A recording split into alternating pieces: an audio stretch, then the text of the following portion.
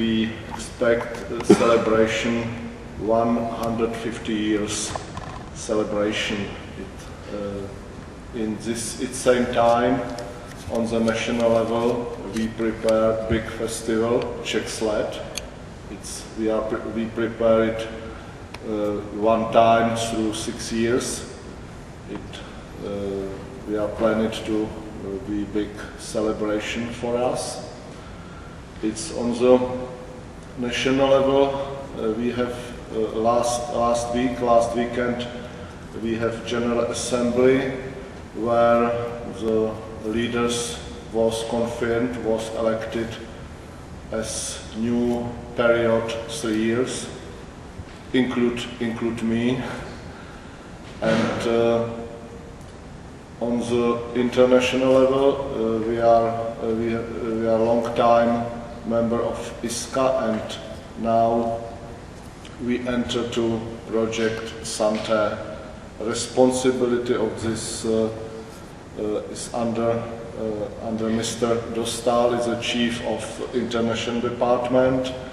My personal responsibility in our organization is oriented more to economical sphere, and because many changes happened in last months in our country. At first, new government was elected. It's new political party which a little bit change orientation with concern the economical supported for the social programs and sports program. It's the first problem. It's the second one. It's a problem with big changes on lottery business. We have big two basements of our organization. At first was the lottery incomes, and the second was incomes from the municipality, from the governmental budget. Especially the lottery business fallen down more than 50%. It's a big default. We now we in process to find it some other solution. Now I'm in time. I'm in procedure with government about finding some other economical support. But I hope that this our economical problem don't touch our international activity. Thanks. Thank you. And next to order, we have another guest, please. Thank you. Good morning. My name is Vlasta Sislová. I represent here Czech Association Sport for All, but I'm not top leader. I'm only guest here. Yesterday, I was invited, but our organization is mostly oriented for sport for all, not for top sport, and has 250,000 members and about 10,000 volunteers. And my work there is much more practical. I am leader of commission of remedial physical education, and I organize courses for future trainers and so. And our organization is involved in program Santé, and our main topic are seniors. And in the near future, we plan some seminars in small and bigger towns around Czech Republics, with program for seniors, with screening diagnostic of people condition, and we start with town where I live and where I have my private practice, GP pediatrician for children and youth, and it's Benešov. The town has at about 18,000 inhabitants, and we start here with this program, days of healthy lifestyle or something like this. And one interesting thing is that our organization started to cooperate with faculty of sport of Charles University, and we help them with education, diploma trainers, and it's a little bit lower level than bachelor, and we educated them together with faculty of sport. I think, and I have to apologize my English, and I was not prepared for this speech. Thank you for toleration. Thank you. Thank you, Vlasta. The next one is Dusan, please. Hello, hello, my name is Dusan Mitic. I came from Serbian Association Sport for All. I'm in the board of experts in association. At the same time, I work on sport faculty on the department recreation. We are classic umbrella organization, and we have a lot of activity on promotional physical activity. Or we organize challenge day, organize family day, organize summer and winter festival for children from elderly. In the autumn, for the beginning of October, we organize the festival for senior, festival of sport and culture. In the middle of September, we organize summer festival. Tomorrow start Eco Fest, Eco Camp on the River Drina, and we have the other approach of our activity is education.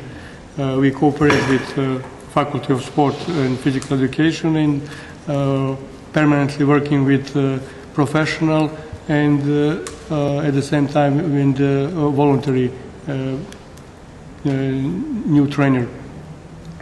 We have something new from the last meeting. The state recognized the problem in the public health. I said we have a new strategy for cardio in the next 10 years, and in that document they recognize sport for everyone like a new movement, and they looking the need that we must organize something like that. For this year, we waiting next week the result of project. We try to make the money from the Ministry of Health. We made a project for to prevention of cardio problem in our country. We have a big plan, but next week we will see what they accept of that project. Also, we organized a few conferences. Before 2 months, we have a conference in Belgrade together with ISCA. It was the finishing the PACE project. And in the end of the year, 10 and 11 December, we organized international conference with topic physical activity for everyone. And you can expect next week first announcement for that conference. Also in that conference, Mr. Herbert Hartmann will be one of invited speaker in his approach. Also, we have the special problem with crisis, not only in sport for all, complete in field of sport. We have a lot of problem because the state don't have enough budget for sport, and we try to survive that situation.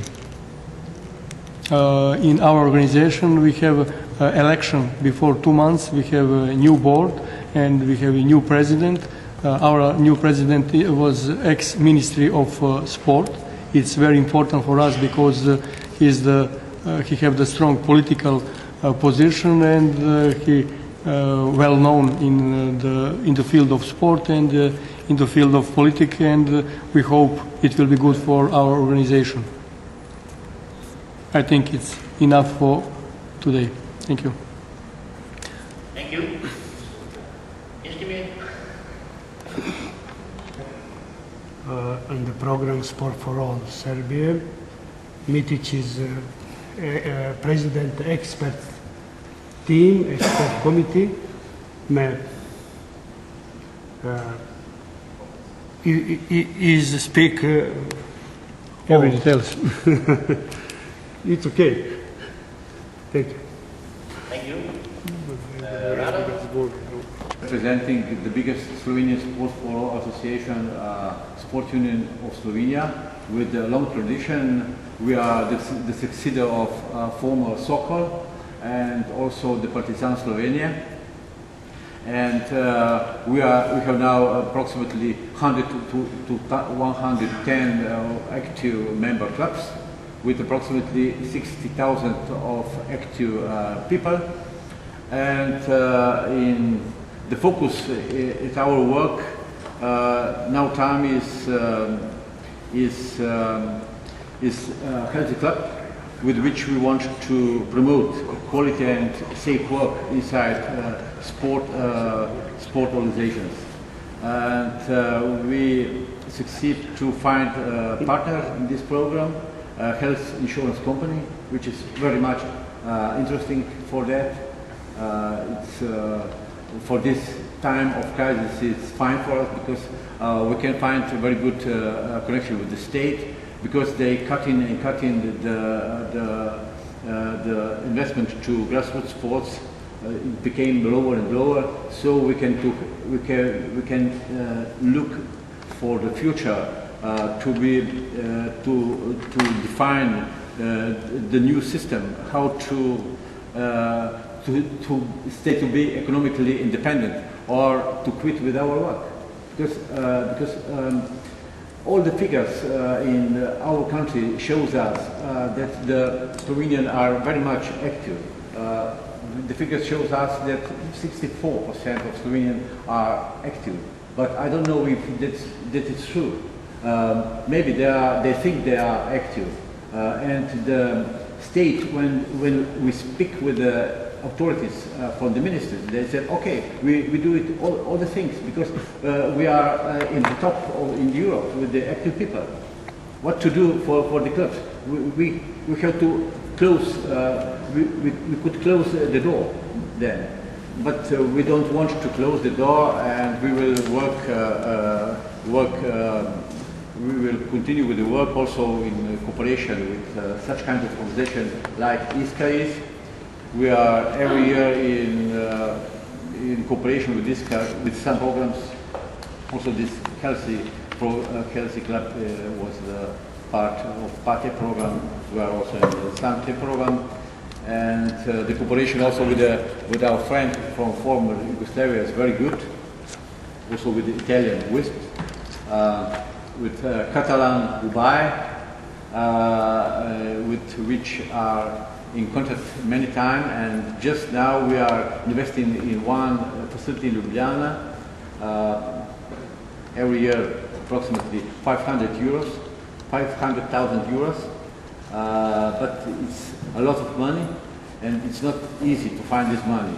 We are economically we are stable because we are the owner of many facilities, but it's even we are the owner of such kind of facilities, it's not easy to live in these financial economical circumstances now. But we will try to be successful in the future also. Our cooperation is very good also with Professor Hartmann all these years, and he helps us also to promote Healthy Club in which we just spoke. Good enough. Thank you. Yes, good morning. I'm Benny Andreasen from DDI, and I'm here because I'm a member of the ISCA Europe Steering Group, and I'm then my vice president and president, and they will tell all about DDI's activities, I think. And I'm a member of the board of DDI, working with cooperation between DDI and ISCA especially, and also other things in connection to our working abroad. I'm also chairman of the DDI Badminton and the leader of the networking inside ISCA for badminton activities. So. Yeah. Okay, Mogens, I can go on without you telling my name. I'm Birgitte Nielsen, and I'm the vice president of DDI, and it's the first time I'm at this kind of meeting. I've been the president for the gymnastics for the last 5 years in Denmark, and I've been working a lot together with Germany about health and sport, and it's still going on as a very important topic. I'm working with the fitness in sports for all in clubs in Denmark, and it's what we have put into the past project. So now I can tell you I'm a member of the board in Denmark as well with the anti-doping work. So we're going to talk about that later on this afternoon. But Søren is going to tell about what the challenges for our organization right now.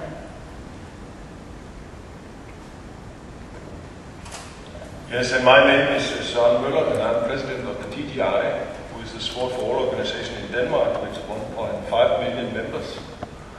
And we have 5,000 member clubs.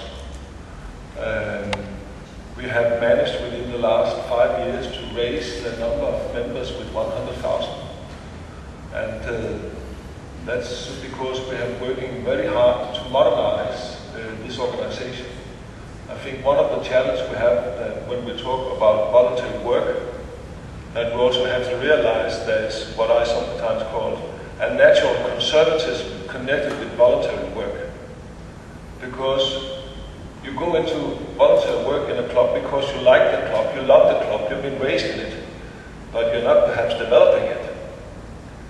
And I think that one of the challenges we have is that we're not getting stuck with elderly voluntary people, preserving the clubs as they want them to be and losing the new generation.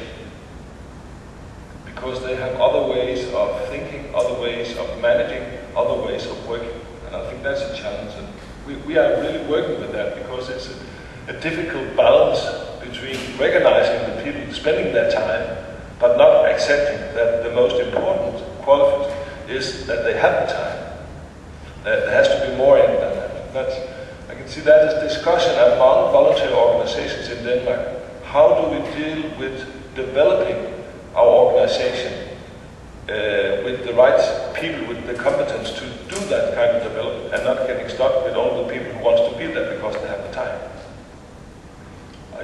Perhaps somebody could reflect on that challenge. Of course, one of the most important issues for us in a political sense was the gambling legislation in Denmark that has just been finished in the spring here, liberalizing part of the gambling. So the lottery will still be a monopoly, but bookmaking and poker and so on will be possible for more companies to have a license to offer this to the Danish people, and in return for that they have to pay some tax. Of course that is challenged because the gambling business is on the internet for a good part of it, and you can operate from all over the world, and we don't want operators from all over the world to exploit the Danish market without paying taxes. So we are setting up a new law, and it's an issue all over Europe. How can you protect your market when it's an internet gambling business?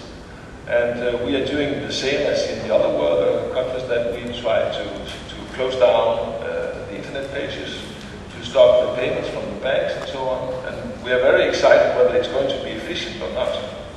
And I think it's very good that, and we should put some attention into that, the commissioner of these things has announced that perhaps they should look into that from the European Commission, within the autumn to see could they strengthen the field of how to regulate gambling on the internet. And I think that's necessary, because otherwise there's going to go a lot of money away from sport funding until stockholders in different business. And we have to be careful about that. We have to make this a political issue together. That's one part. Another part we'll be working a lot with is what we call 7 hours a week. Because every child or young people should do at least 1 hour sport a day, and that's 7 days a week. So it's 7 hours a week. So we're trying to make that an agenda within the government and within the ministries in Denmark. How can we, within sports club, on their own and in the school system, make sure that almost every children in Denmark do 7 hours a week. So that's an agenda we try to put up all the time. We're also looking very much into the young people. We are now working with a project we call Sport to Go. That in fact is something we have stolen here from Belgium. They call it Sport nach Schule, where we try to make an easy access for young people right after school time to go to different sports activities and develop activities that are focused on that you can just be a part of it without be a talent or something like that. And we also work with a project called Underground, where we focus on street sport and the need that young people can do sport in a new ways and organize in new ways and not do as their parents did. I think that's the key word somehow to what we have to focus into. So I think that's some of our challenges. Of course, we work with sport and health and sport on elderly people, but that is a growing thing. We just have to support the development. But on the other fields, that among young people and 7 hours a week, that is the challenge right now. Thank you very much. Thank you. When we begin at Shan, we will go to Jean-Claude. My name is Jean-Claude Benard. I'm responsible for international affairs in Uruguay. I'm also a member of the Europe ISCA steering group and a member of the senior network. On behalf of UFOLEP, first I want to apologize to our President Philippe Machy, who was with us yesterday, but we have now several changes in progress in our national staff, and today is a very important meeting in the Health and Sport Ministry on the matter, to discuss the matter. Some things in process now in Uruguay. We are setting up an educational formation and an educational program for volunteer trainers and participants on the topic of first aid in sport and social activities. We also develop some programs to enlarge the number of participants and members and to find new publics, such as the program social inclusion project, multi-activities days open to everybody, days of activity for disabled people, together with volunteers, some seniors or intergenerational project, and so on. Thank you. Thank you.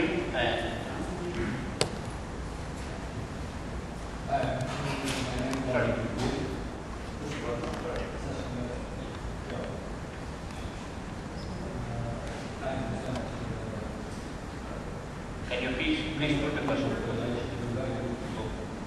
Hungarian Youth Football Federation. I am pleased Saskia Kjellby for my presentation.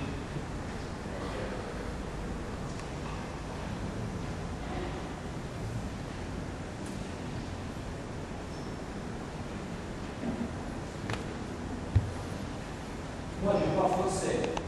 Je vais rapidement en présentation, seulement j'ai encore qui m'a compris bien.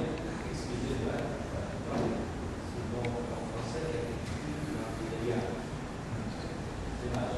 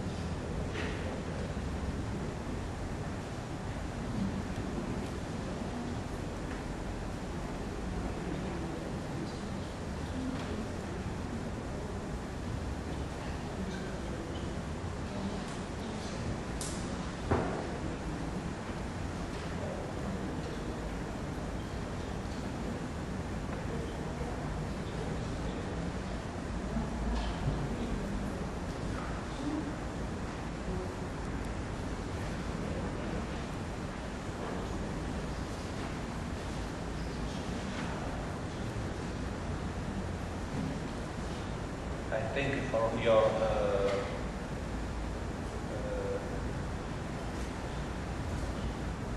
attention. Thank you very much, Blammen, for this alternative presentation, but it worked very well. We asked a few weeks ago if you would give an update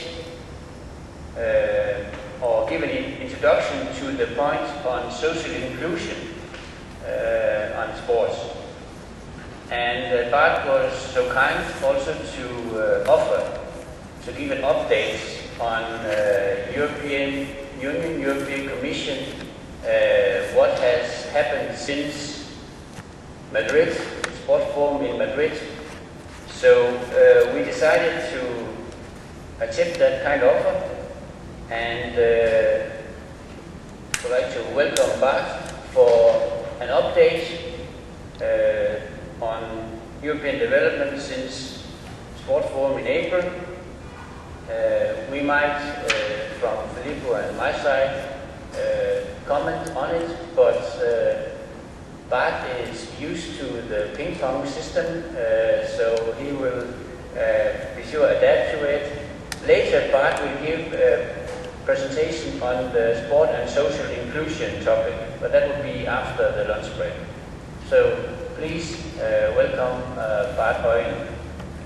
Do you prefer to sit here? I think if it's okay, you can sit there. It's your own choice.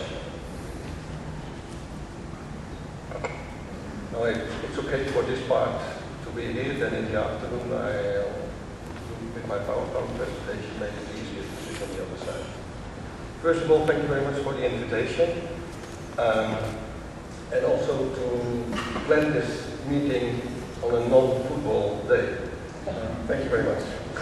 You can imagine that within the sports unit where I'm working, I'm a colleague of Pedro Velasquez, you met yesterday probably, where we have all nationals together.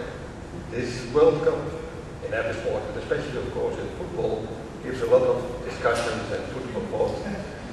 Just to give you the idea about our working environment, we are not that many. We are 14 people.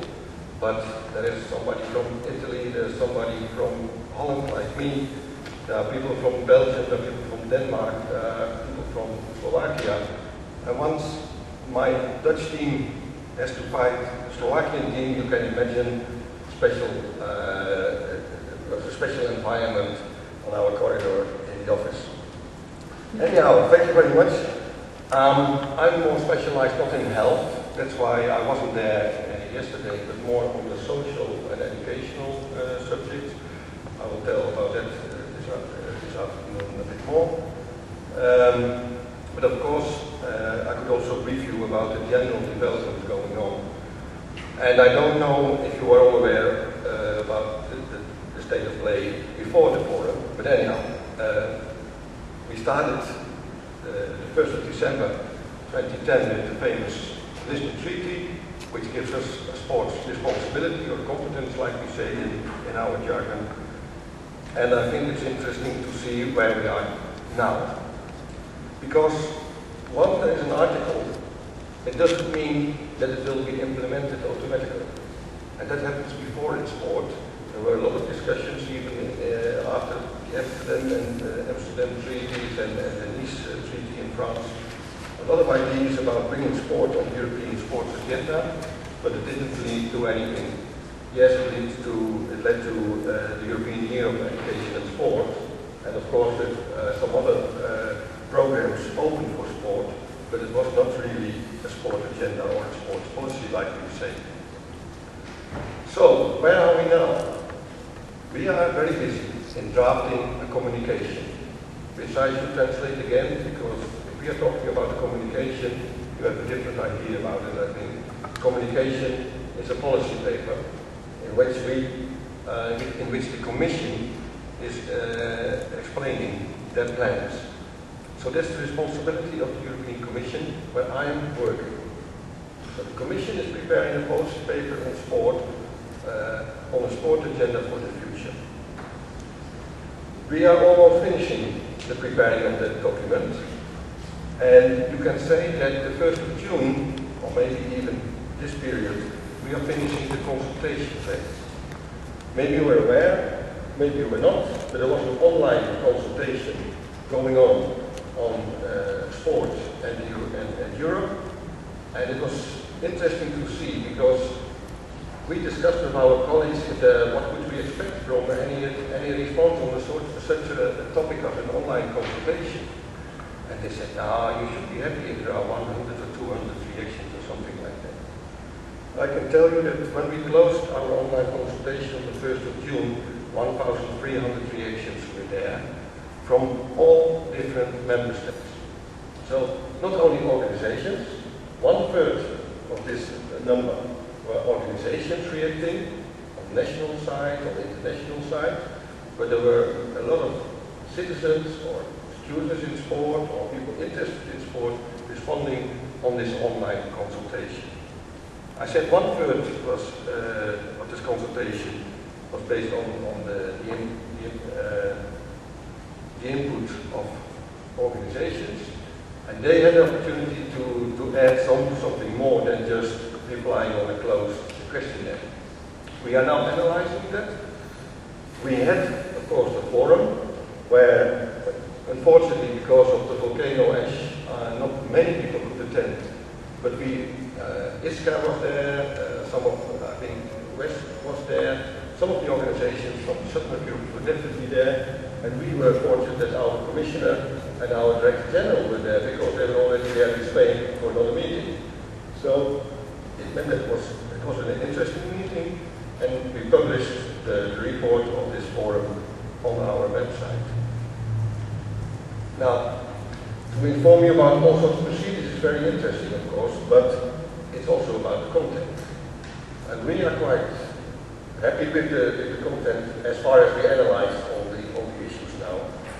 And it means that we are now trying to implement those ideas and suggestions in our draft policy paper. We include as well, of course, the information we got from some organizations. they sent a position paper.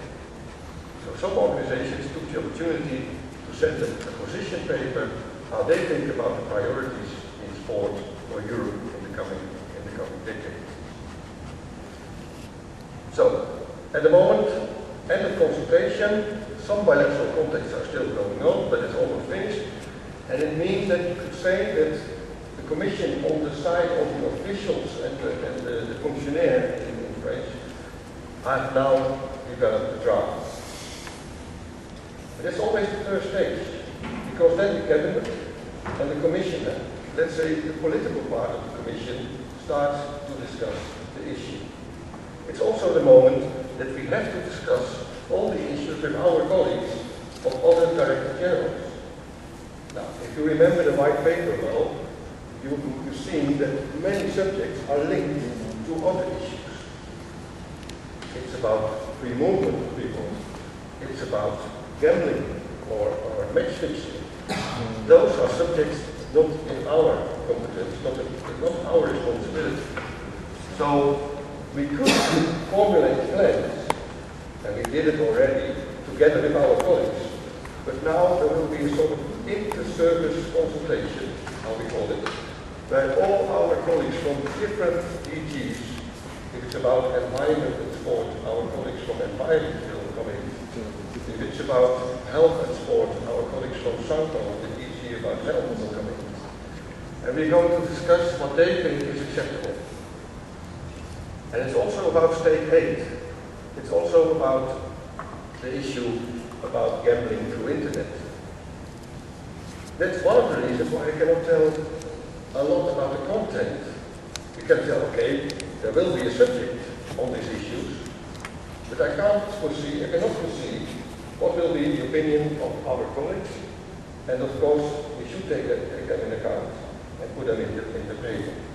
So this month and in September are quite tense months because they are quite decisive for the future EU policy and the cooperation between my sports unit and the other DGs in Europe.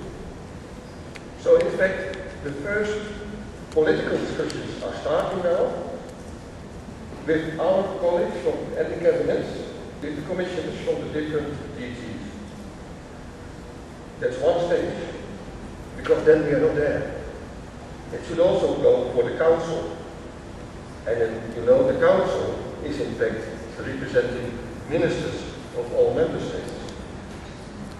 But they could react. They couldn't change the whole paper because the Commission is responsible for the communication. Now, one of the issues which is very important to know is that one of the proposals in the Commission, and that's not a secret, there will be a proposal for a sports program. Now, there are different ideas about what does it mean, a sports program. Is it only saying that other programs can be are open now for sport projects like it was already a bit? Or will there be an independent sports program organized and implemented by our sports unit within DG of Education? Now, we expect there will be a mini program starting in 2012, which will be run through our sports unit, focusing on education and social issues of sport. But in the meantime, all other programs will be open if it's about citizenship, if it's about racism, if it's about education or sport projects. This sports program, and that's I think very important to know, is not something the Commission decides on its own. The sports program, the responsibility for the sports program is there and is divided. Because the Parliament, the Council of Ministers, and the Commission together are deciding on it. And they're also deciding on the budget linked to this program. For many people, the sports program means, okay, there will be an independent budget for sport. Yes, that's one of the elements of the sports program. It could be hopefully a bit more, so that we can exchange information in between organizations, in between member states, that we can run conferences and studies. But of course, one of the elements will be the sports program with the budget. And with the new Lisbon Treaty, the Parliament, the Council and the Commission are responsible for it. And that's where we are still a bit uncertain about our future. Because like in your own countries, the economic crisis is also there in Europe. Because we are depending on all member states. So it's not clear what will be the budget in the near future. We are talking about 2012, 2013, about the ME program. Now, I don't have to explain now what does it mean. It means that the budget available will be not much. Yeah? But in 2014, a new financial perspective will be organized for the whole Commission, for the whole European Union. And there we hope to have developed a full-blown European sports program.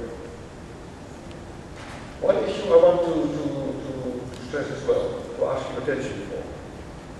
The Lisbon Treaty is not only about the Commission, it's not only about the sports program. Today we are here in the Committee of the Social Fund. The Committee of Regions are inside. All European institutes are covered in the Lisbon Treaty.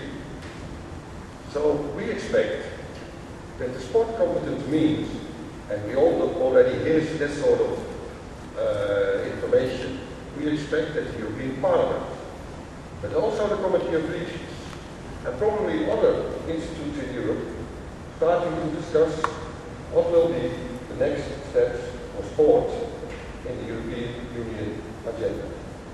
So it's not only about communication, it's not only about the sports program, it's good to be aware that the Committee of Regions, other committees, other organizations within the EU will have the possibility to take sport more seriously on the agenda and make funds available for projects.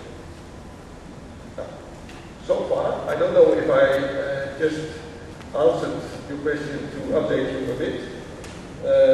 Like I was saying, we are also very curious about the ideas of our commissioner, about the ideas which are everywhere. Meetings like yesterday would help a lot to bring sport on the agenda, because it's like everywhere. I think I'm coming from the national government in the Netherlands. Sport is a very interesting subject, but it's always like, we always call it like a dinky toy or a matchbox.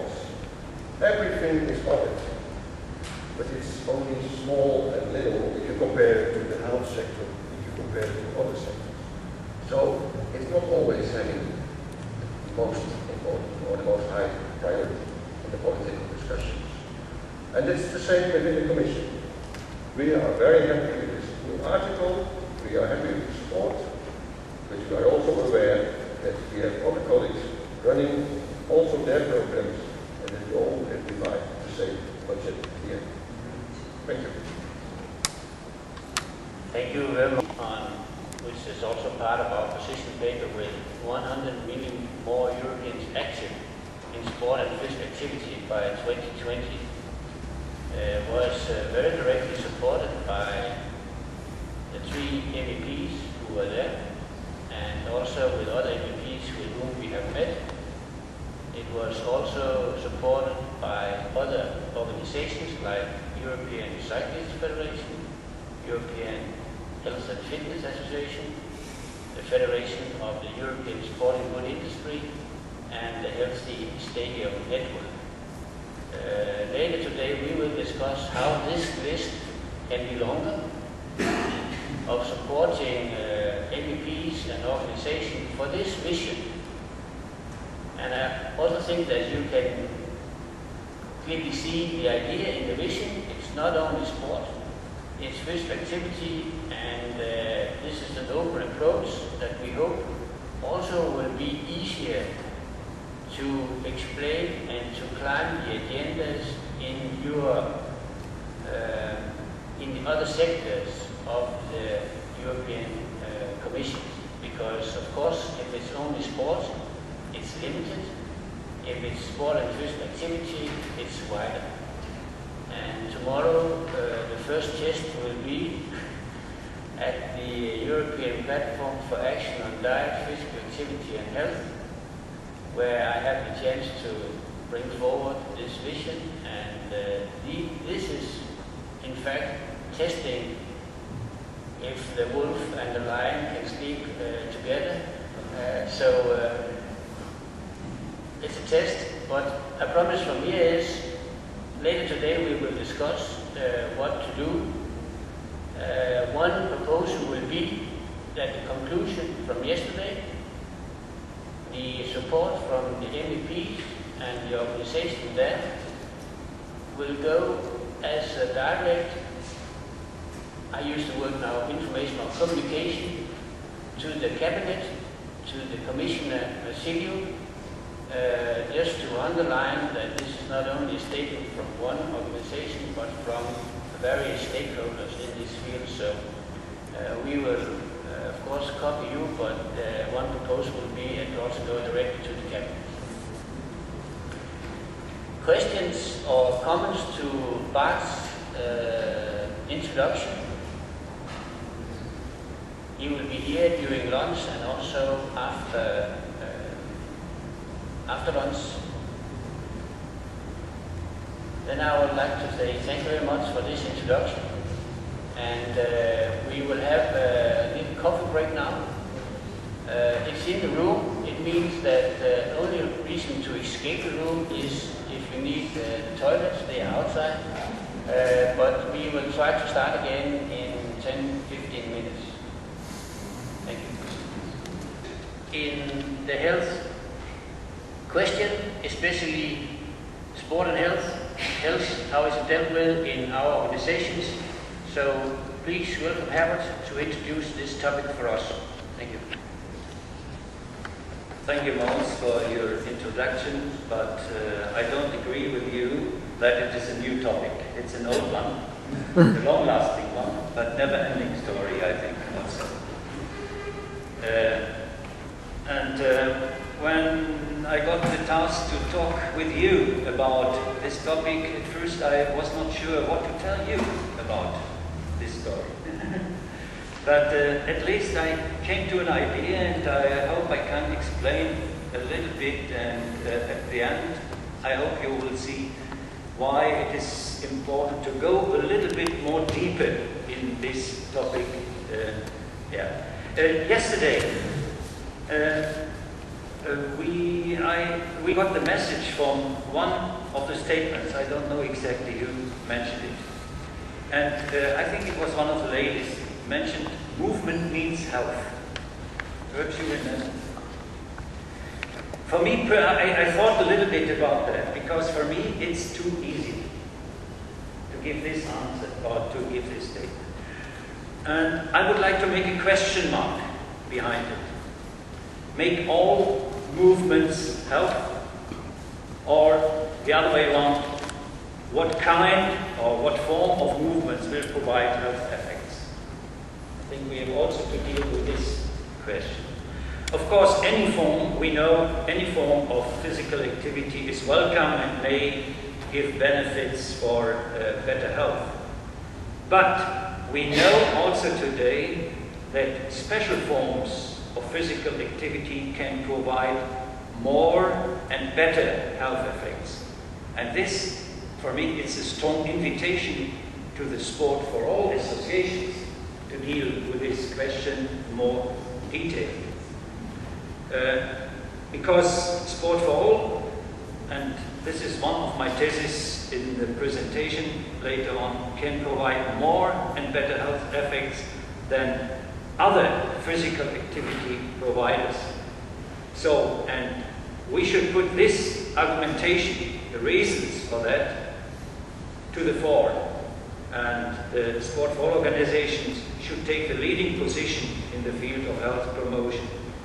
And I would like to give you some reasons. Not to get in concurrence to other providers, that's not the idea, but also to find our own position and our strength in this total field.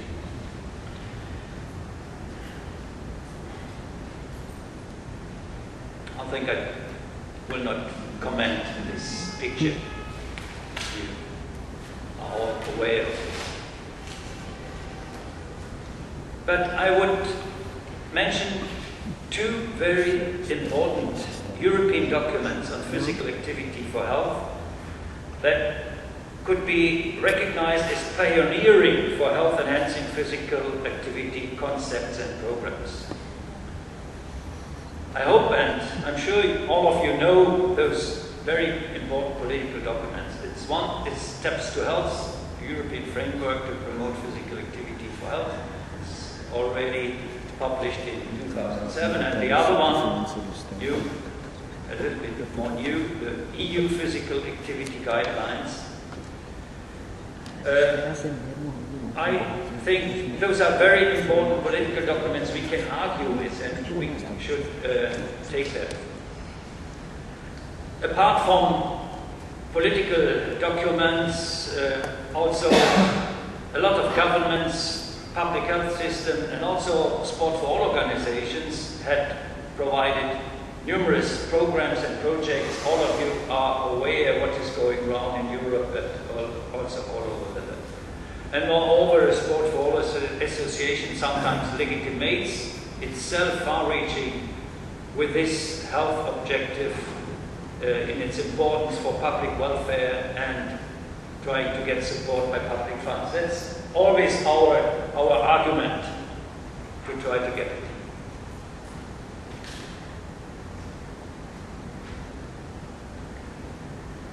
You know these figures, we mentioned it already, sometimes also in our paper, policy paper. Even if 40% of all Europeans are engaged in grassroots sport activities, even if the level of physical activity of adults in leisure time has increased since the turn of the century, also based on researches, also you can find it in the Eurobarometer, even if the improvement of health is the main motivation of Europeans to participate in sport and physical activity, and even if organized sport has put the health topic rather high on their own agenda, I think we can also make the result that the situation is not satisfying. Why is it not satisfying? So we have to be aware that 1/4 of European citizens is completely inactive. And on the other hand, large variations in physical activity participation according to the European regions and also according to age, social classes, education and income. Just to show you this picture, it's also taken from the Eurobarometer. You see the variation in participation in Europe. There's a north-south degrees decrease you can see. So large variations is also a challenge. Large variations within the Sport for All associations in Europe according to their level of serious engagement for health-enhancing programs. I think you can follow this argument. And last but not least, the potential of organized sport has hardly been taken seriously from the occupational health sector and also from health policy as well, especially when it comes from theory to practice, practical support.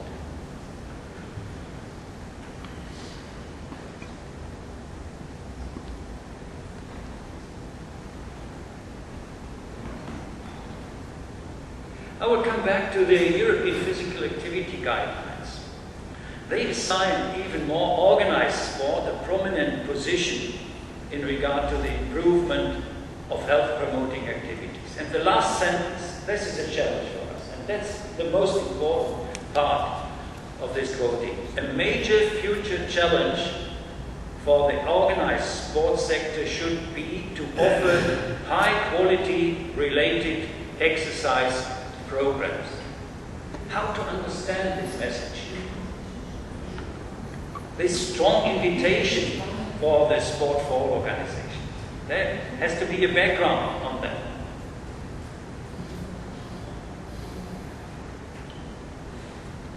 And I think the view changes after the US Department of Health and Human Services change the recommendations for regular physical activity.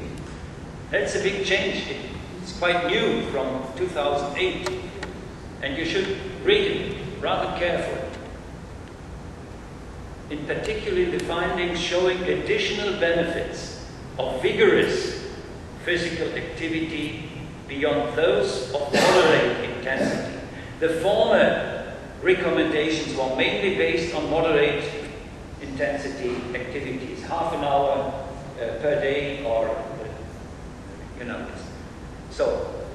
and this new knowledge presents a challenging opportunity for the sport community to contribute to the promotion of public health.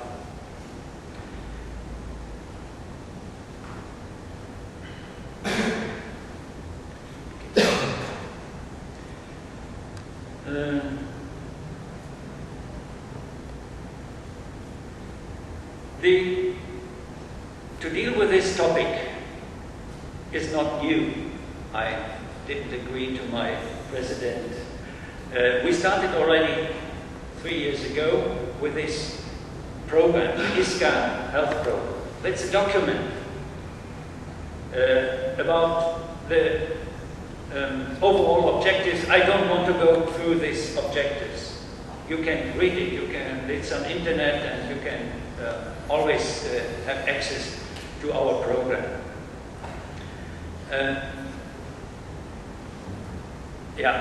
So just to make you aware that we started already 3 years ago with a concrete program, and since that time we carried out several events, measures to realize these objectives. Seminars, projects. Santa project is a new one. The PATH project was the one before. Also, it was a main topic of some of our last congresses, and it's focused on the next European Congress, MOVE 2010, Sport for All and Health, a strategic partnership with a special focus now on this topic again. But nevertheless, despite rather good progress in this field of action, it seems still to be necessary to put it more to the fore, to encourage more associations to become strongly involved, and to build more capacity to prioritize health as a topic. Going up to take this challenge for adding a clear health-related profile to the policy and philosophy of a sport association. Not to make the policy very new, but to add this focus more. It's recommended to develop a strategic approach with a conclusive and consistent strategy. I want to take too much time to talk about this. This is would be a special topic, but just to show you what's behind this challenge for a systematic, conclusive, and consistent strategy.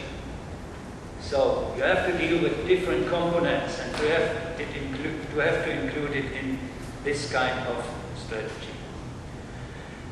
Basic for such a health-enhancing policy is to become a clear understanding about what kind of activity is about and which kind of intervention programs should be included into the strategy. This is this point here on the left side. I will talk a little bit about this point because this is very important for me to put it in, to make a clear decision which way you want to go when you will implement this health-enhancing physical activity strategy. Just a short definition from what are health-enhancing physical activity should be understood as any form. That's very general. And also some ideas about the activities included. But what I want to point out is this distinguish you find in the World Health Organization document, and they distinguish between physical activities, health-enhancing physical activities, and physical exercises. And they define exercises as a subset of physical activity defined as planned, structured, and repetitive bodily movement to improve or maintain one or more components of physical fitness and health. And this differentiation is based on the fact that any form, as I mentioned it already, any form of physical activity contributes to better health. But special structured, goal-orientated programs can provide better and more stabilized effects. I'm now back to my first statement I made at my introduction. So I want to repeat and to remind you on this statement from the European guidelines. So, and in this regard, we should divide two branches of health-enhancing physical activities. On one hand, the general health-enhancing physical activity approach. This is to improve the activity level of the population through promoting all kinds of sportive activities, including activity promotion, projects and campaigns. This is a more general approach. It's an important approach, but it should not be the only one. And we should also have in mind, the second one, health-enhancing physical exercise approach with higher quality structured, specific health-related programs.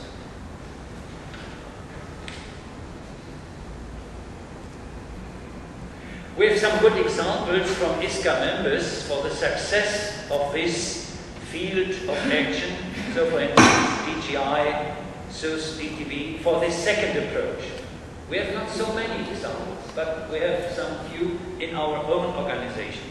So I just pointed out because those figures are most known for me from my own federation.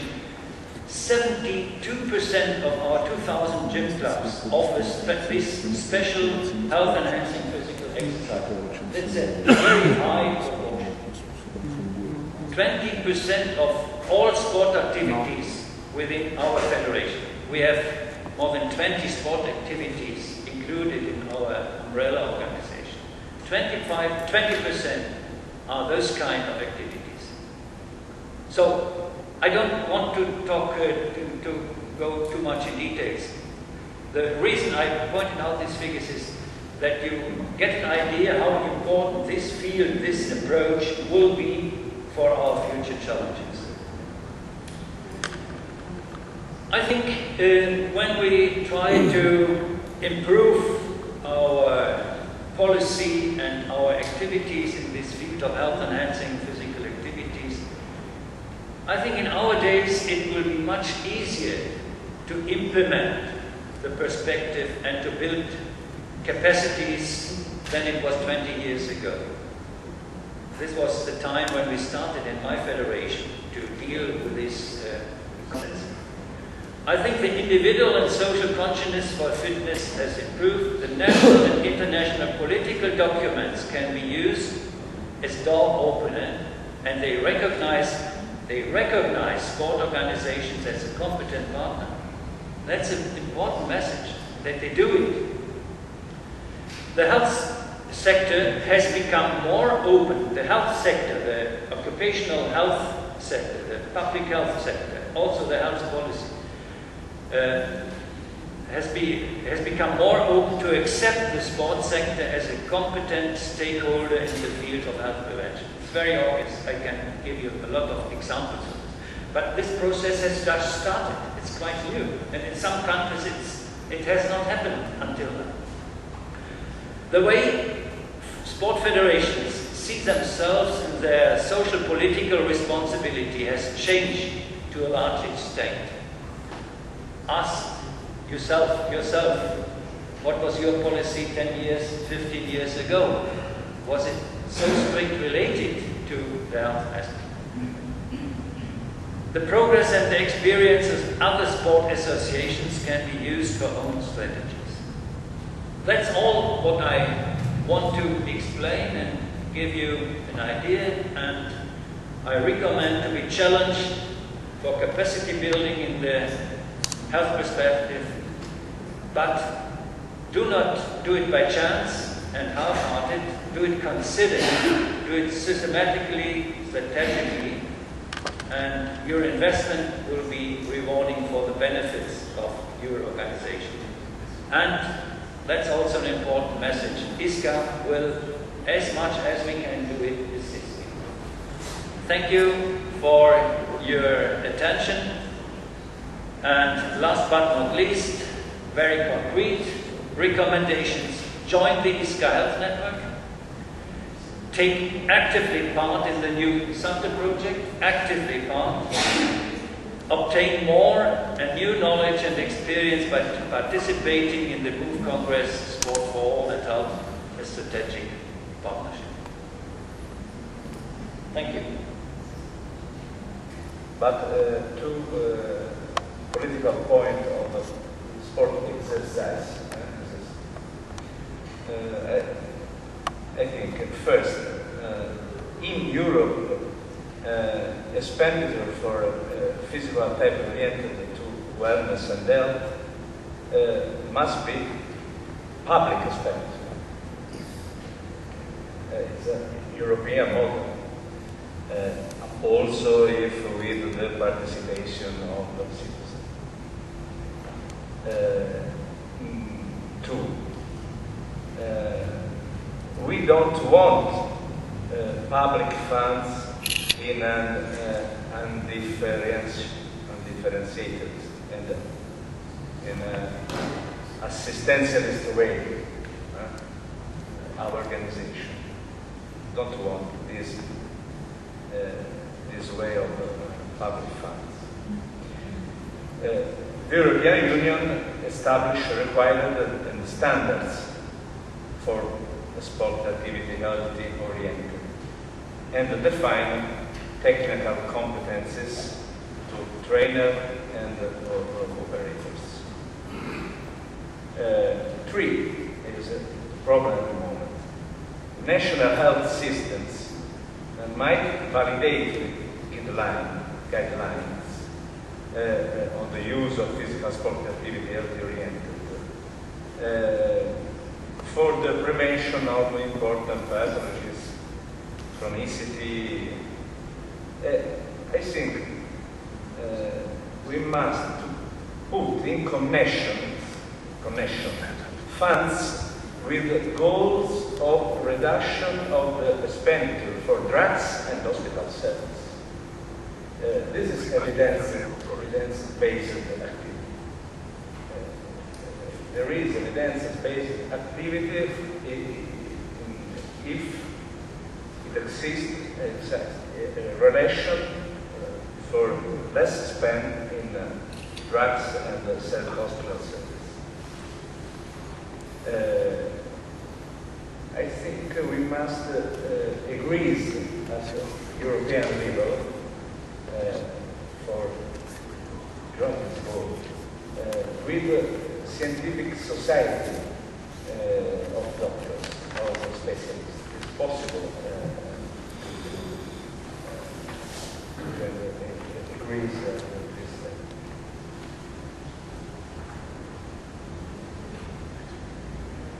Thank you very much. As I see the process about European sports agenda, it's interesting. Maybe you are not aware, maybe you are. We have this meeting in the International European Year for Combating Poverty and Social Exclusion. It's 2010, European Year. And not many people are aware of it. Not many people are thinking about poverty immediately if they're talking about Europe. But ask people from certain member states or ask people from municipalities where some areas are really a bit disadvantaged, if I can say it that way, then it's good to realize that poverty also exists in Europe, not only in Africa or Latin America. It's even so that 1 in 6 Europeans live below the poverty line. And of course it's the European poverty line, but I think it's good to be be aware of that. And we are here today in this building where the European Social Fund or the European Social Economic Committee is placed. And they, I don't know if you find this brochure just on the table, they are also applying to everybody, and especially for the social partners, because they are dealing with social partners in general, to take action and to prepare a good national action plans for inclusion.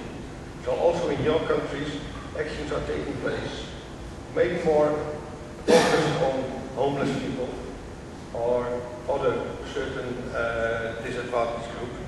And sometimes, that's very interesting, sport is involved as well. Okay, yesterday you talked about health. Mr. Hartman introduced us about health. And I think along with the health, the benefits of sport, it's also the social effects, which have become an increasingly important factor in the sports policy of various European countries.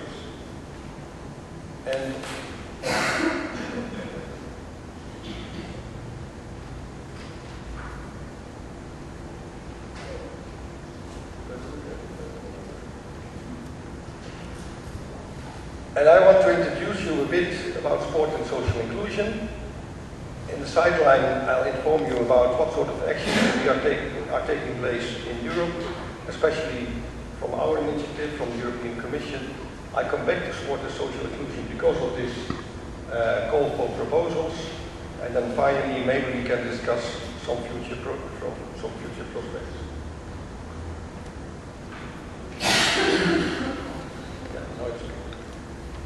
I'm here because of this, and I always started today in my presentation with this.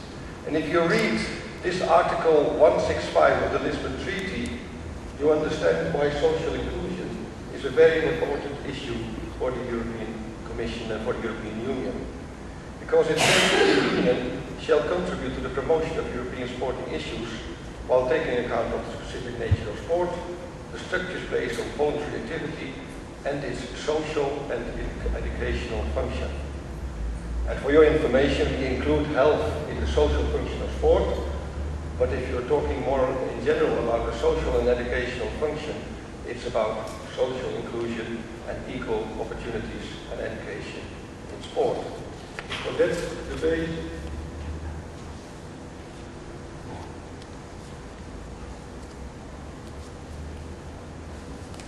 Good. Social inclusion. I don't know, I think you all have an idea about social inclusion. But I think it's good, before the discussion starts about the social function of sport, I have to briefly touch on the meaning of the central concept of social inclusion.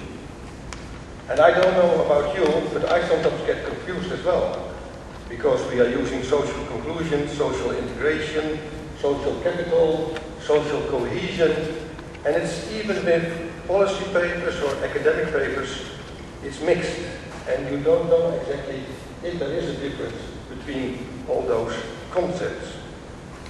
Normally, the concept of social inclusion refers to a sort of feel-good process, which forms the opposite to the dark side of life of segregation, exclusion, isolation, and fragmentation. So it's very easy to define it in a negative way, but we try to get some more information about it. All these concepts at least partly overlap and are often used and interchangeable sometimes in both policy documents and academic texts. I think the concepts of social integration, inclusion, social capital, and social cohesion all refer to positive effects of social interaction on social networks, on bonding and trust, and in participation in different societal spheres.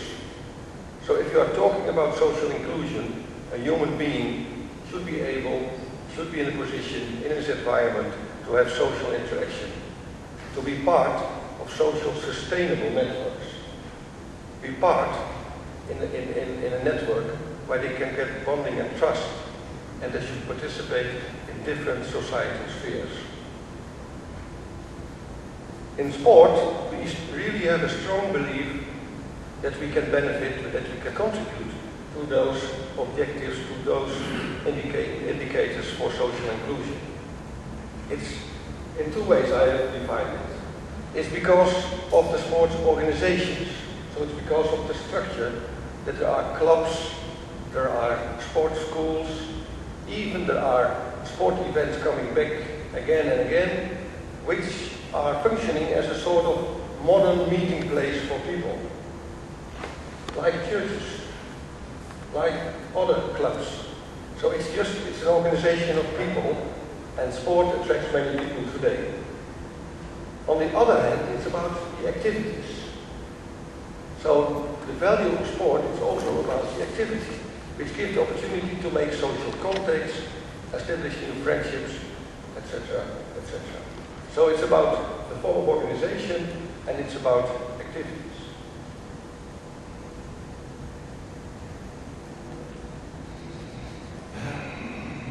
Even in the Commission, we have this strong belief, and I'll come back to the discussion on the subject if it's really evidence-based.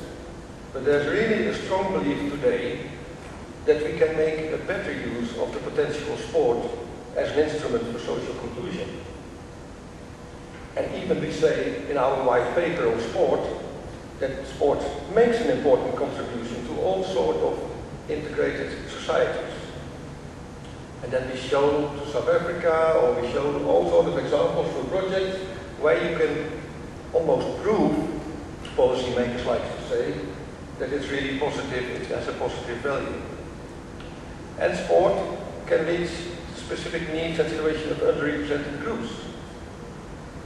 And it can facilitate the integration into society of migrants and persons of foreign origin as well. It's a whole lot, what everybody's saying about sport.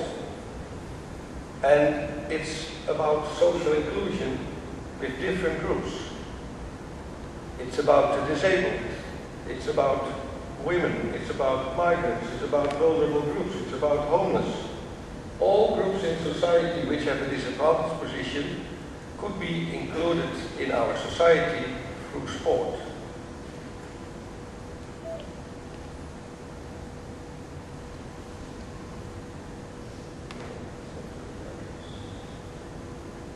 Why?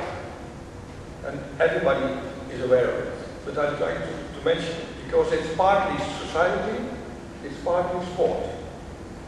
And I think I could address you as sports people from the last part, and you as just human beings of our society also on the first part.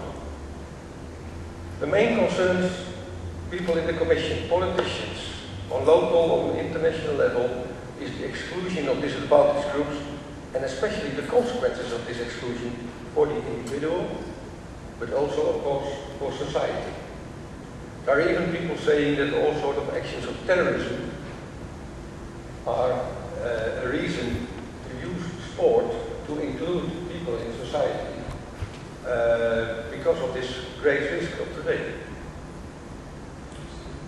Communal activities, civic engagement have declined. It's in literature, it's the feeling of many people, it's in research that this sort of engagement of people, that our society is more individualized than it was in the past. Some people say it's just a romantic idea of people looking back or in history.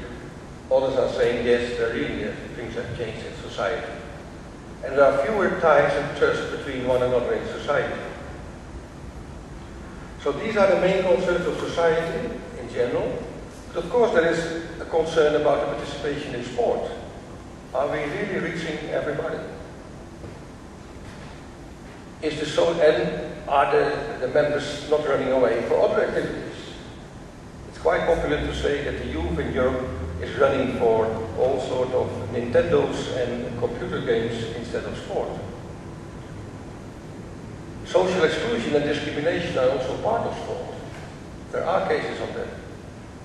And one of the concerns, and maybe I have to explain that a bit more, it's about the high expectations on sport. Because if you think that sport can contribute to all these aspects, to social inclusion in general, do you think that the sport is really capable to do so? Is the sport well equipped, qualified trainers, coaches, clubs, to reach these objectives? Or should you simply reach to more simple objectives and say, okay, we can offer a nice program. Hopefully it will have some side effects on the positive side, but don't ask us to organize a project on crime prevention, because we will never change lifestyles of young criminals.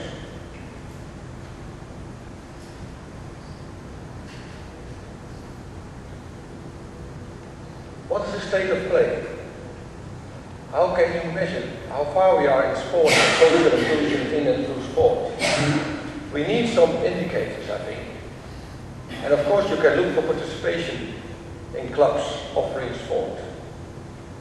And of course you can look for the number of volunteers and professionals in sport. If you say it this way, you can talk about membership. And membership is something like connecting people. You are part of a network. Of course you should be an active member. If you are just a member like we were discussing just before lunch, you are there on the list but you never arrive in a sports club, you could wonder if it's really, that you're really part of the network. And the number of volunteers is clear. I mean, it's not only that you are a consumer, but you also contribute to a network and you are very linked to the club. Professionals in sport, many people are forgetting it, but it's also a way, if you find your work in sport, you are part of a social network of sport. And it integrates you in society of sport. And what about discrimination in sport? What do we know about it? We don't know much about it. We always refer to the spectators' violence of the sport events, the big sport football games. There we say that's where discrimination is. Is that really the case? And the social cohesion, one of those objectives of sport on local level. Do we really do something? Do we contribute to the social cohesion? And of course, it's difficult to measure, but it's important to know. And do we really have evidence-based methodology with sports activities in this field? What I know from my past in the Netherlands and in all sort of international projects is that there are many local activities in this field going on. And it's a bit like trial and error.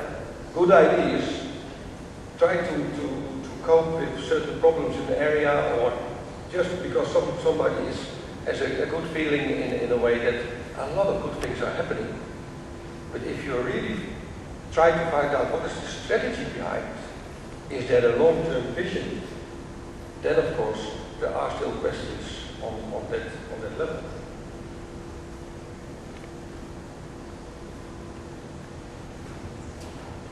European Commission. So we are aware of this, and we try to define indicators how to continue this on policies. I explained to you that in the past we didn't have a real sport competence, but because there was a competence on discrimination, because there was a competence on citizenship, some projects in sport were supported. But how are we working? How are we working here in Brussels?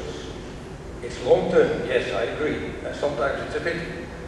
But we try to do it in a good way, because simply talking about sport and social inclusion is too simple. Also, sports differs.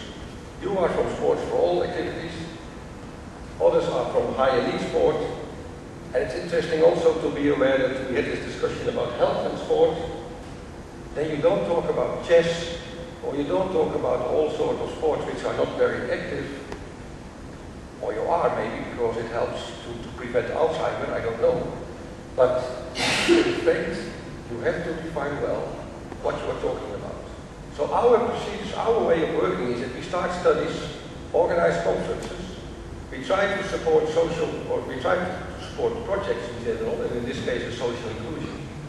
We have meetings on the officials level, but also with the ministers of sport, the European Council of Sport.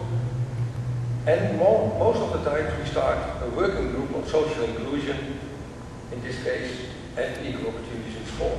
And we think about, like I was discussing before lunch, about how to include this area in a future EU sports program. Now, I told you I cannot tell you about, a lot about the content of the sports program, but if you have read the Article 165, it's very clear that social inclusion will get a priority. So what did we do in the past? And we started already earlier. For instance, in the field of studies and conferences, we started a study on sport and multiculturalism. There was a Eurobarometer talking about this idea of if sport could help, could contribute to the intercultural dialogue and the diversity in Europe. And many people in Europe are positive about it. There were more actions, like Mögen was already referring to the International Year on Intercultural Dialogue. Sport was not really a big part of that, it was a bit.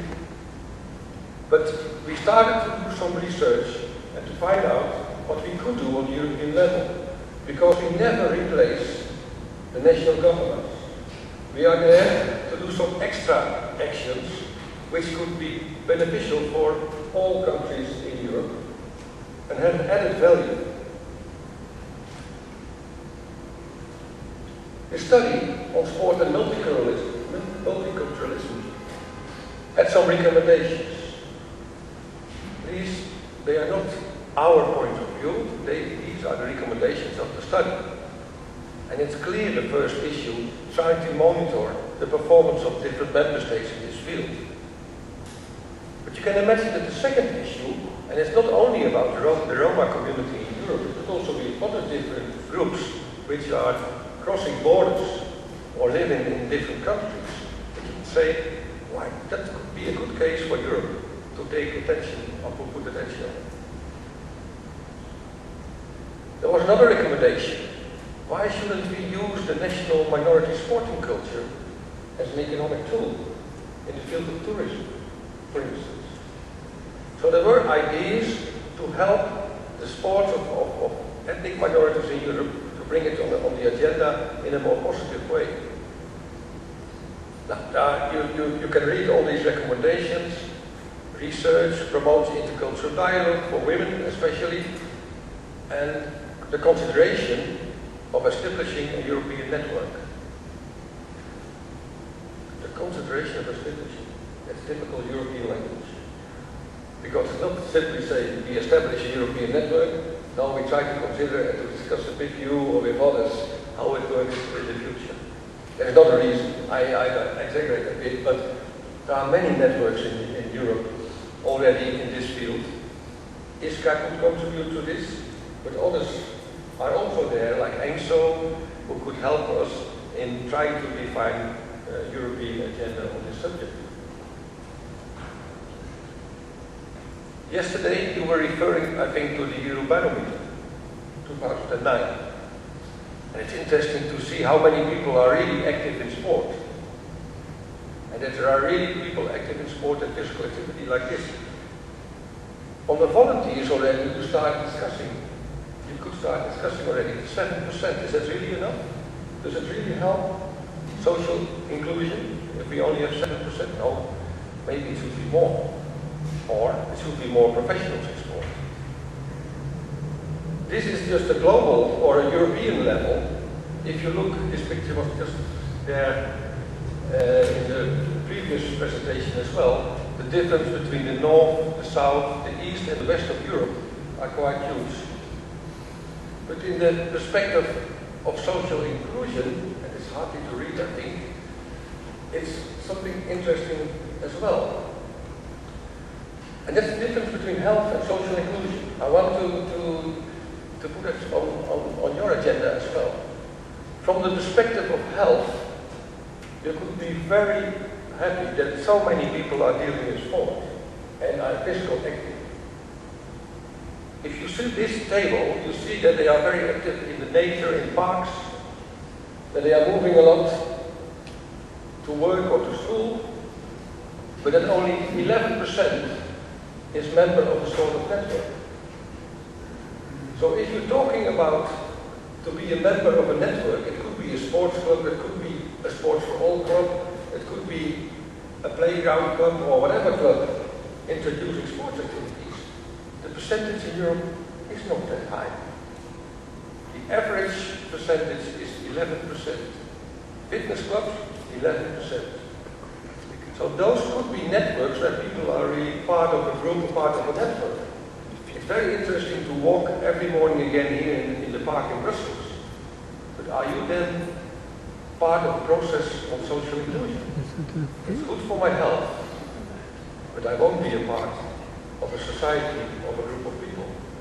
Why I think it's very important that sports for all clubs exist, that health clubs are existing, because there you are trying to reach groups of people. It's interesting for you to read afterwards, my presentation will be there, because again here the difference in between the different 27 member states is enormous.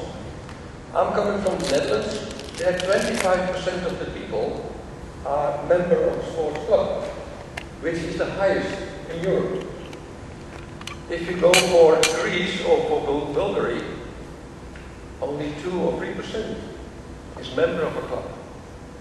Now you can say, but in those countries, sport is offered through work or through schools, which is also a sort of network of a community.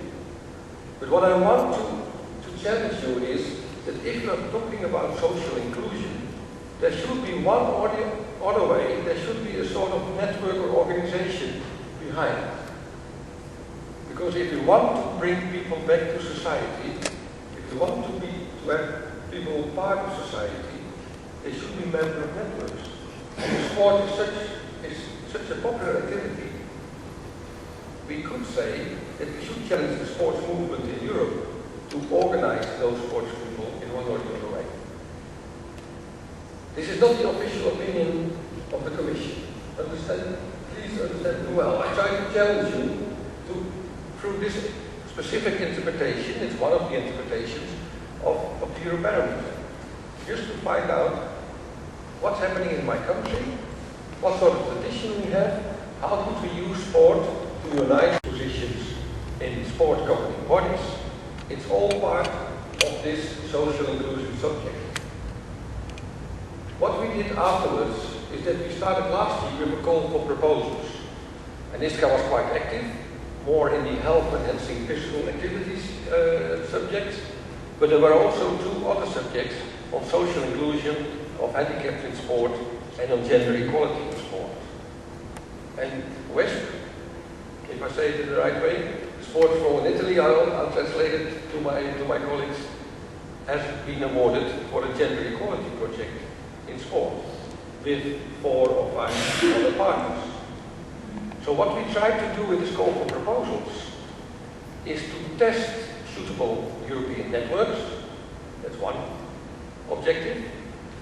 And we try to find out if there are good practices in the field of sport in those areas. Networks. I have to say something just in the sideline of my presentation. I always say that every project needs a good network so that you can work together with other countries, other organizations. But it's something different than if you're talking about European networks. European networks representing the members or representing a sort of group of experts or a specific group in sports like the coaches or the players. So if we test suitable European networks, we not simply test if the network of a project is interesting enough. No, we also try to test if European network organizations have applied with good projects, and we try to find out through the projects if the members are really contributing to the objectives of the European sport policy. So that's why ISCA is one of the stakeholders in sport for the EU, like the Olympic movement, like the AIMSO, but also the players' organizations in sport.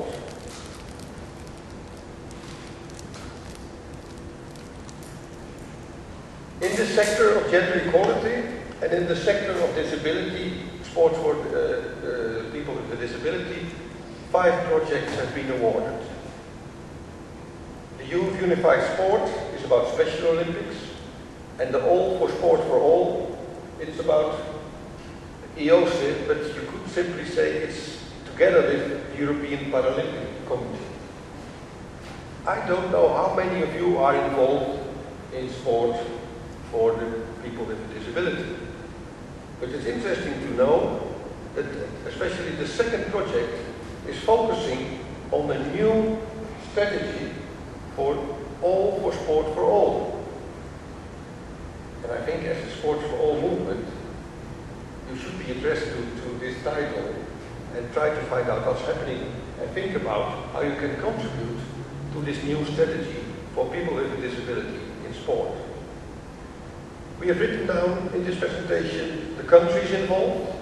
If you want to know more about the organizations behind those countries, then I can refer you to the website, and at the end of my presentation I'll give you the website, and there you can find all the partner organizations in the countries mentioned. So the first 2 are about sport for people with a disability. And the 3 others, like the Olympia project you said, but also the Women for International Leadership Development project from EXO, and a typical athletics project from the Athletic Federation. They are 3 projects in the field of gender equality. So 2 subjects of social inclusion were covered last year, and we expect the results early next year, and we hope we can learn from it for our future policy. This was just launched 1 month ago, 2 months, almost 2 months ago. A new call for proposals. Again, with the same objective, to test the network and to find out good practices in this particular field. Social inclusion is again part of this call, but now it's focusing on migrants and vulnerable groups. So again, organizations in Europe, but also public bodies or regions have been invited to apply for a project, and the final day for application is 31st of August, and on the website you can find more details and even formats how to apply. I've showed you, I discussed with you the results of the study of 2004. ISCA and others can provide you about the results of the European Year for Intercultural Dialogue in Sport. And it's interesting to find out what sort of organizations, but also what sort of subjects will be there in the applications for projects. There will be €1 million available, and we think that it should be divided on 5 projects, but it depends on the project. It's just an indication. Don't shoot me when there are only 4 awarded. Then it's the quality of the projects and the budget in the project which makes the decision to just award 4. The other 2 subjects, prevention of doping, voluntary service. And then I mentioned the prevention of doping in this field as well, because maybe you think that's not for sport for all. It's just the contrary, I think. This doping, the call for proposals for prevention of doping is not focusing on high elite sport. So if it's a subject in the health and fitness world, and sometimes it is, with all vitamins and everything around, then it could be interesting to find out if there is a sort of transnational approach which can be helpful for more than one country in this field. So you have been invited to apply for this as well. And the third one, you think, oh, but on voluntary work, that's really our business. Yes, and then I have to say, I'm not sorry, you can even give it a try, of course.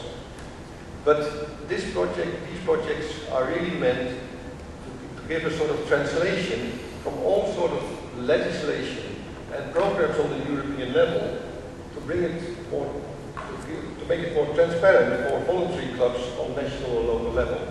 So it's really about voluntary services, and it's not about giving a grant for voluntary projects on the local or international level. There's a special reason behind why we're just focusing on the services. As you know, 2011 is the European Year for Volunteers. There will be national programs in your country. If you know where to find the agency, they can give you already information for just supporting voluntary projects. And sport is one of the 4 sectors mentioned in the European Year for Volunteers explicitly. There were 3 other sectors as well, but sport is one of the 4. And there will be also some money available, some budget available for centralized projects, but that would be not much because there will be a lot of campaigning in this subject. We need a lot of support, and I think the European Commission has chosen for a campaign, a lot of campaigns this year, for next year. Interesting to know, network, at least 5 EU states represented. And other countries could be included, so Serbia or Croatia could be included, but activities unfortunately couldn't take place in that country. So they can be invited to be the 6th or the 7th member of the network, but because of the preparatory actions, it's not a full sports program, we can't give these countries a special status in the preparatory actions right now. So we had the research, we had the projects, and then the Commission is working with an EU working group. It will start next week. The first meeting will be there because the ministers of sport in Madrid decided in April, the end of April, that they really want to focus more on social inclusion and equal opportunities. And there were many reasons, because in many countries they feel they have a problem, not only in urban areas, but in the field of social inclusion in general, and they really want to exchange experiences and good practices between member states. An EU working group is in fact a group where member states, like governments, are coming together. So representatives of ministries of sport are there to discuss issues. But we give the opportunity that they take or even be replaced by experts to be there and discuss the issue. Right now, the subjects we're going to discuss in this group are mentioned on this slide. So it's about disability, it's about gender equality, it's about migrants, and it's about discrimination. And discrimination is there because we think it's still a serious problem. You can also fight against discrimination through sport, but it's also a problem in sport. And we expect in October a report from an agency, FRA, which is standing for the Fundamental Rights Agency for the European Commission. And they will produce a report about discrimination in sport. And they've told us there are some alarming facts and figures already. So we said, okay, we should take this issue seriously as well. What's not in this list, but could be very important as well for social inclusion, it's about sport and employment. But maybe for you that's not a very important issue, or maybe it is. But in the past there were good experiences to fight youth unemployment by educating youngsters for sport professions, in outdoor sport activities, in sport activities on the municipal level, and there are quite some examples, but we didn't put it in this.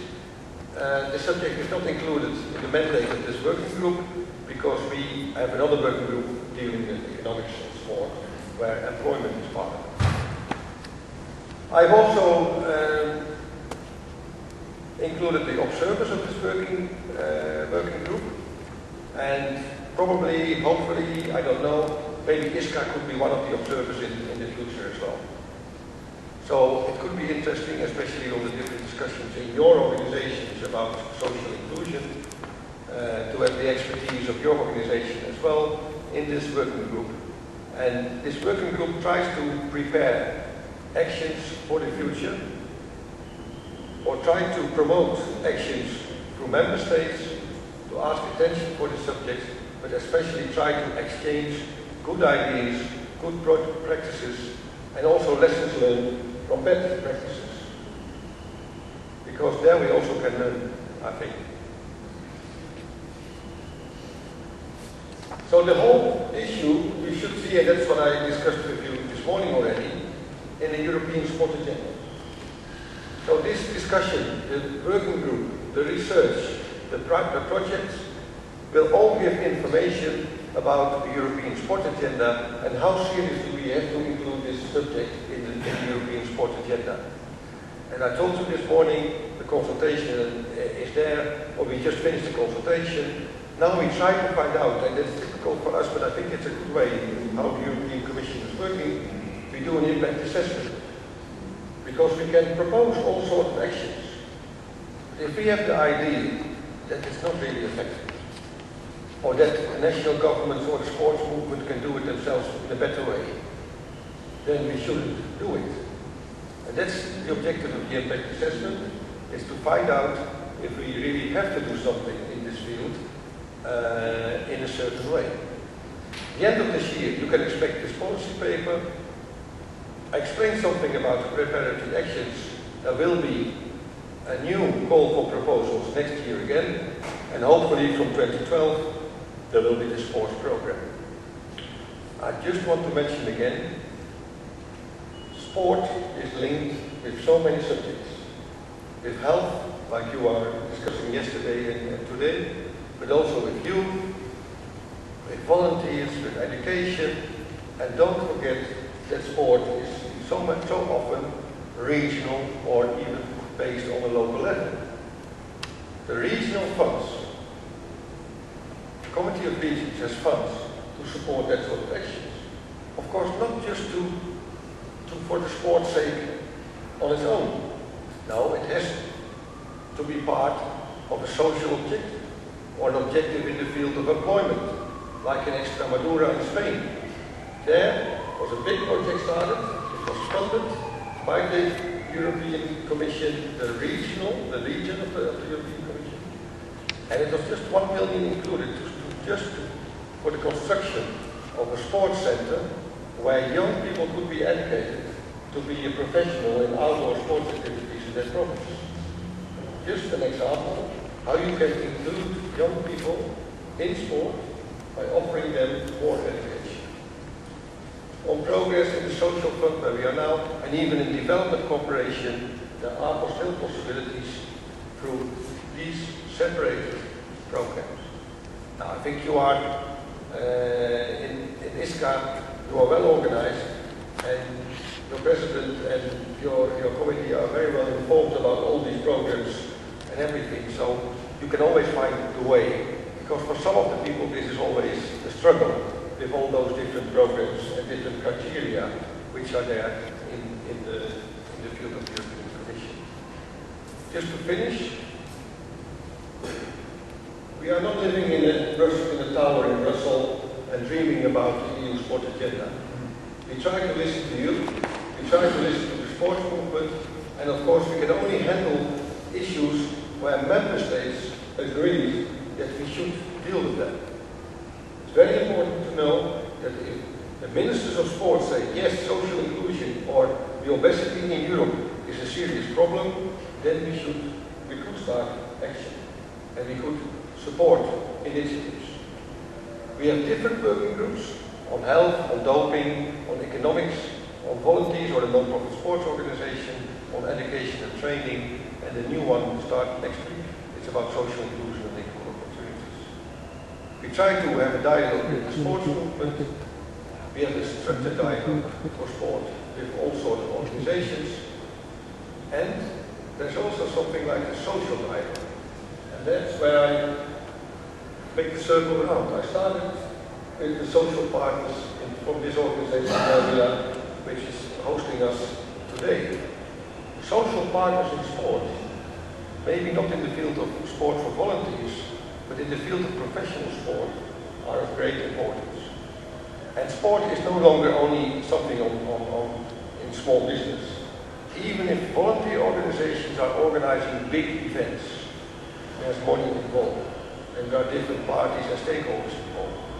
And we try to support the idea that also in sport, the interest of the different stakeholders in sport, so the employers and the employees, or the sports people and the governing people in sport, the coaches, that they could give their voice, they could give their opinion in the field of sport and what Europe should do in the future. Finally, the European Parliament, all the other bodies I mentioned this morning, we are active in this in the dialogue to start new policy on sport. Ending up with this, it took a long time to develop the European sport policy. There are already discussions in the late century, in the 90s, with the treaties, and we never succeed well to have a real independent sports program. We expect to have this program in 2014, and then hopefully the sport stakeholders can also benefit more from the European Commission in this field. Just to finish with this one, please, the website. You can find everything on the website. Now, not everything of course, but minutes of meetings, the report of the Madrid Forum, new studies on the financial of sport, or the licensing conference on sport agents. I have to admit, we are coming from an economic and a professional way in sport. So the subjects dealing with professional sport are there more often mentioned. We are moving more and more to sport and sport for all, and that's because of the competence in sport. And you can find more information about the call for proposals on this website, and even next year you can find more information. Hopefully it can help. Hopefully I challenge you a bit for your discussion. It's not to have a competition in between health and social inclusion in your organization. I think they could really work together, and I think your organization can have a great value in helping people in many ways in the field of sport. Thank you. Thank you very much, Bart, for the introduction and the